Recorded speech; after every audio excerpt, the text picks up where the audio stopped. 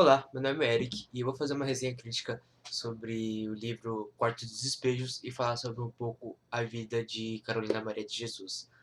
Bom, para começar, a Carolina Maria de Jesus nasceu em 14 de março de 1914 em Sacramento, Minas Gerais, Brasil. Ela foi criada em uma família pobre e teve uma educação bem limitada. Aos 7 anos ela começou a trabalhar e como catadora de papel e sucatas, ajudando a sustentar a sua família. Muitas crianças vivem algo parecido hoje em dia, nas favelas, em lugares bem pobres aqui no Brasil, no qual elas têm que trabalhar bem cedo e têm que deixar de lado os estudos para poder ajudar a sua família. Bom, em 1947, Carolina mudou-se para São Paulo em busca de melhorar a oportunidade da vida dela.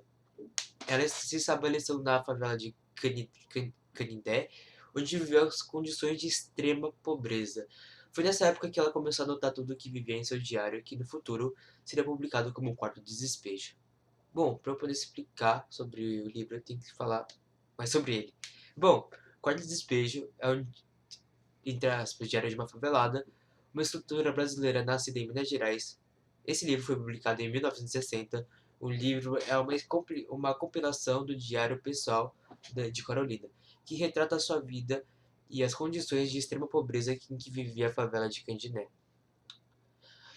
Bom, sei que hoje em dia não temos as mesmas condições de vida que em 1960, mas mesmo assim temos muita pobreza e muita desigualdade social, fazendo com que não só as mulheres, mas sim homens, filhos e animais sofram com a pobreza e com a falta de saneamento básico, fazendo com que muitos deles venham a morrer.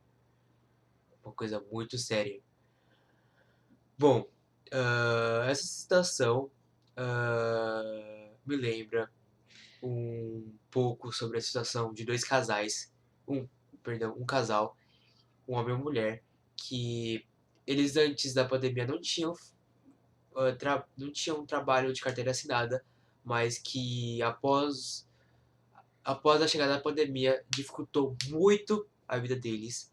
Eles não tiveram como arranjar trabalho e tiveram que sair da casa no qual eles moravam, que era alugada, e viver na rua em extrema pobreza, no qual elas só tinham dinheiro para se alimentar e comprar balas para vender. Nunca tinha vivido na rua. É a minha primeira experiência, primeira e última, né? Não pretendo mais continuar na rua, não. Na rua, para quem nunca viveu na rua, para sobreviver na rua, você tem que rebolar. Tem que rebolar, você tem que brigar por uma coberta, você tem que brigar por um banho, você tem que brigar por tudo. E lá se vão 6 meses nesta luta diária. Fabiane tem 42 anos. Estudou até o 5º ano. Já trabalhou com carteira assinada em lavanderia e restaurante. Eu já trabalhei em buffet que eu nunca imaginava na vida que eu ia trabalhar.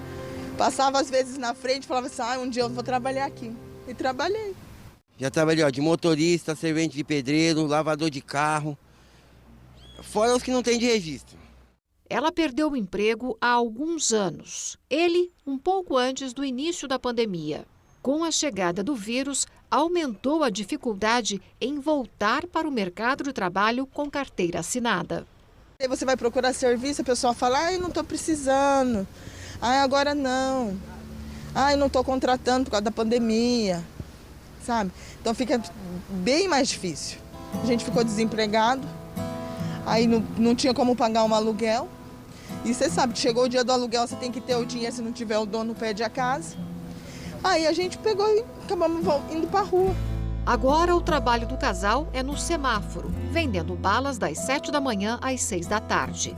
Eles dizem que só dá para comer e para comprar mais bala para vender.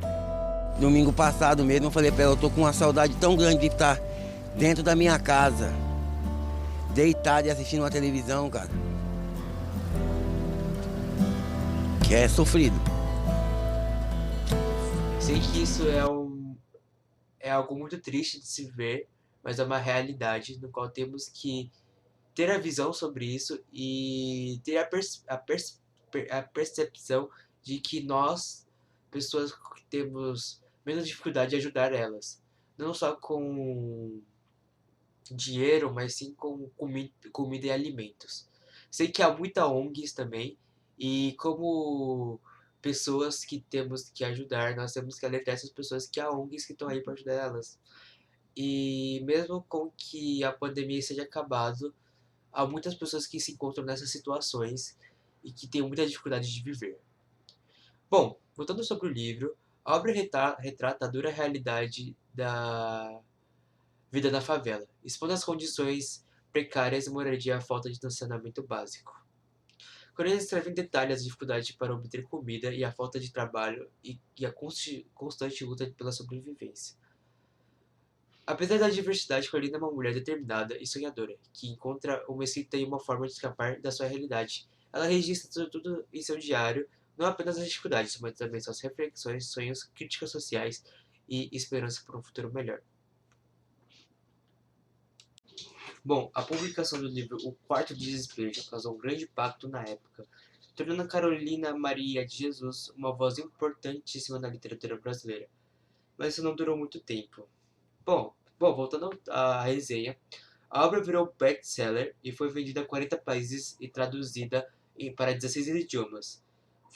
Na época foi um estrondo e ela ganhou bastante fama. Depois do sucesso do primeiro livro, a autora se mudou para Santana, bairro de classe média da capital, e 3 anos depois publicou Romances de Pedaços de Fome e o livro Provérbios. Bom, a escritora nunca quis casar e ela teve 3 filhos, cada um com um relacionamento diferente. Ela morreu em fevereiro de 1977, aos 62 anos, de influência respiratória. Mas como eu disse, só o livro de Quarto de Despejos fizeram um absurdo de sucesso e os outros não. Mas como vimos, a vida de Carolina foi muito sofrida. Sabemos que não só ela que passa por isso. E foi por esse motivo que me fez gostar do livro, mesmo não querendo ler ele.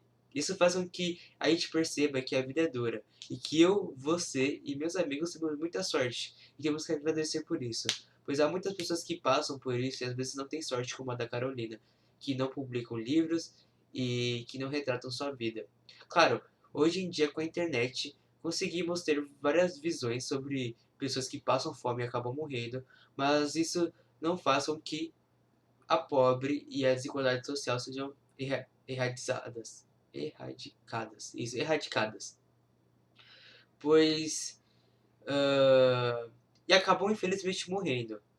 Ou pode ser um pai, uma mãe, um filho. Isso faz com que temos que querer ajudar o próximo também. Carolina teve muitas pessoas que queriam que ela caísse e sucumbisse, mas como uma mulher e mãe guerreira nunca deixou que isso abalasse. Aqui vai um trecho sobre a sua filha, relatando um pouco do dia a dia com a sua mãe, a Carolina.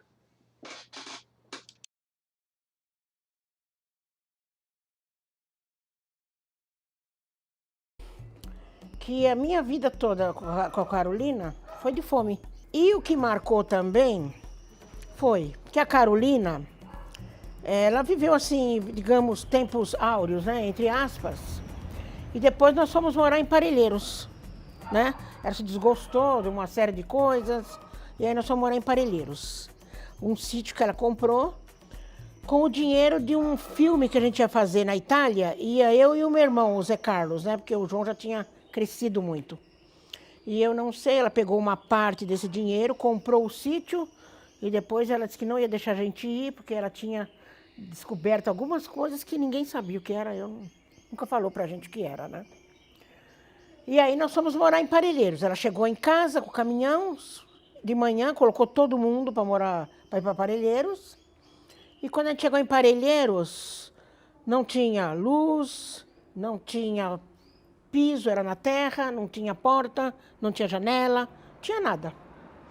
E aí meu irmão ficou bem revoltado, porque já adolescente, já tinha o rádio dele, já tinha a vitrola, e aí lá não tinha luz, tudo foi se acabando. Então foi um problema de fome diferente, né? Ficou uma situação caótica, né? E ela já uma escritora de nome. Como é que a gente volta nessa situação, né? E aí, até uma moça me mandou uma parte que ela escreve no autógrafo de um livro, que ela fala que depois que ela publicou o Quarto Despejo, a vida piorou, porque uma coisa é você lidar com crianças na favela com fome, outra coisa é você lidar com adolescentes pedindo comida. Ela falava assim, olha, eu vou sair. Se eu conseguir comida, eu volto para casa.